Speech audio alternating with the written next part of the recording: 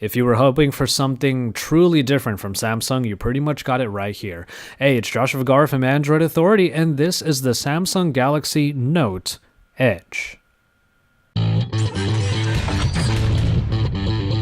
Now, for all intents and purposes, the Note Edge is the Galaxy Note 4 inside and out. It even has its own S Pen, as it does have the Note moniker, and it has the same processing package, the same powerful processing package underneath with the high-resolution screen. But it is in that side that you're going to see that, well, since there's an Edge on the right side, we have the button layout on the left, and also the power button is now up top, since you have to make room for that curve on the side. And the backing is still of that faux leather, that textured plastic that gives it the real Note feel that we've come to expect since the Note 3. But obviously the change comes with that curve on the side, and it is basically an area that you will be able to perform a lot of different tasks. As you can see right here, it is obviously a place that I had some shortcuts on, but once you swipe from the very edge of the screen or from the very edge of the actual curve itself, you will be able to zip through a number of different panels that will give you some information. Now, we have seen quite a few different ones already, the main application being the shortcut area, where you'll be able to launch different applications easily and even have the camera controls there when you have the camera opened up.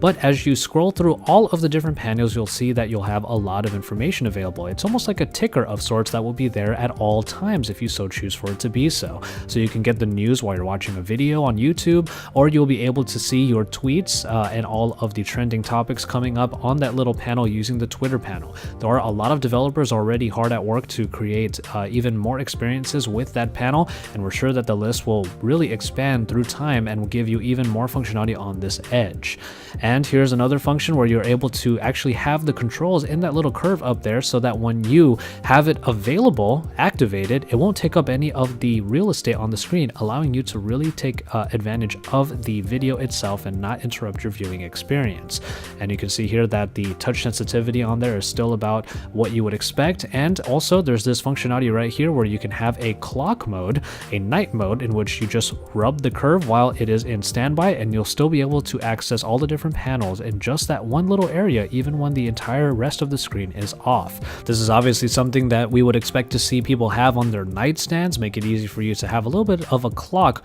using your phone and by using that curve on the side. You also have tools underneath for various different functions, but ultimately it's a nice little innovation on top of what is already a very established Note line, and is a different take on the kind of information you can have when using now a curved display, which Samsung is a bit of a pioneer on at this point.